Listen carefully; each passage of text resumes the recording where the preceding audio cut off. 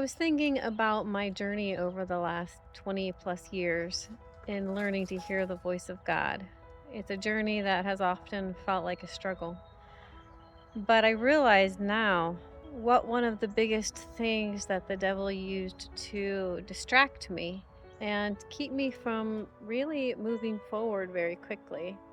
He got me to keep focusing on my struggle, what I didn't understand, what I couldn't do. So often, when I was getting frustrated or feeling discouraged or just thinking about my struggles, I would say things like, I don't know how to hear the voice of God.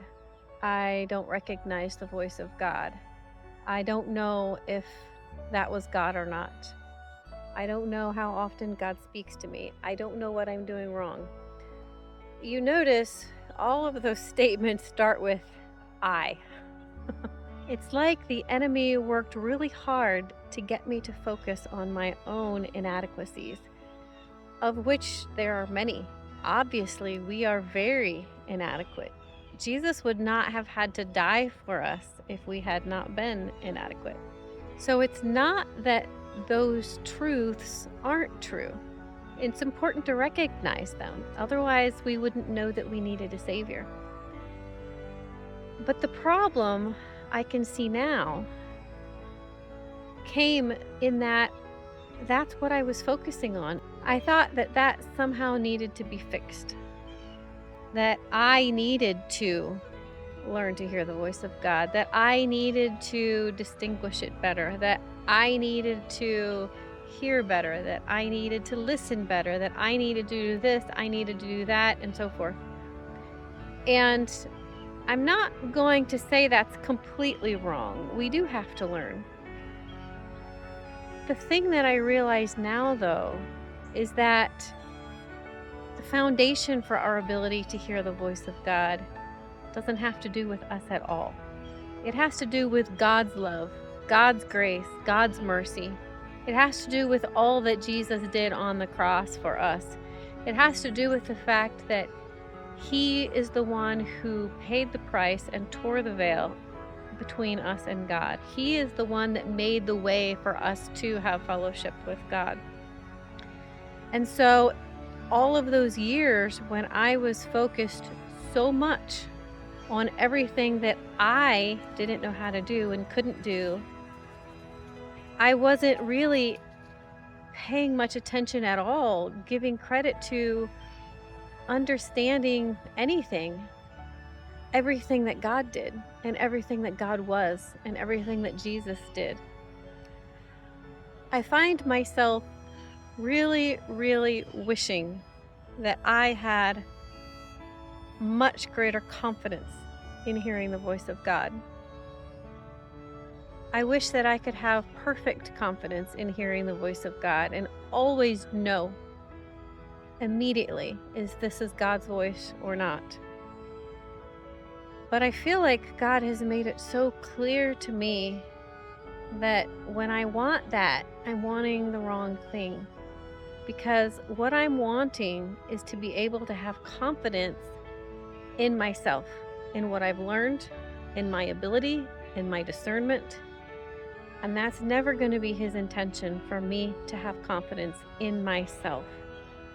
He wants me to have confidence in Him, to rest in Him. I am never going to be perfect.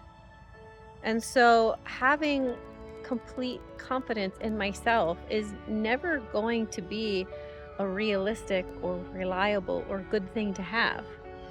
But confidence in a perfect God is something else entirely. That can be my confidence, but not in myself, in Him. So He wants me not to have confidence in my ability to hear His voice, but in His ability to speak to me. He wants me to not have confidence in how well I've learned to hear His voice. He wants me to have confidence in how well He can teach me to hear His voice. He doesn't want me to have confidence in my ability to obey perfectly everything that I hear him say. He wants me to have confidence in his grace to flow through me and enable me to obey and follow. He doesn't want me to have confidence in how well I can follow him.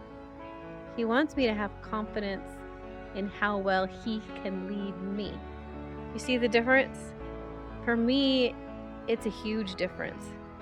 It not only takes a weight off of my shoulders, but it places the burden, it places the requirement for this kind of relationship with God on Him, on Jesus, on the one who said, "Come to me and I will give you rest." The one who said, "I am the way, the truth, and the life." So if that's where you are, I encourage you to think about the words you're using. Are you repeatedly talking about the things you can't do or you are struggling with in your relationship with God?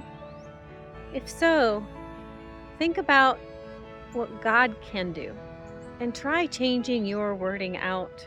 And instead of saying, "I'm struggling with this," say, "God, you are able to do this. You are able to teach me this. You are able to lead me in this way. You are able to show me things that you know I need to see." I really hope this encourages you the same way that it's really been encouraging me lately. God bless.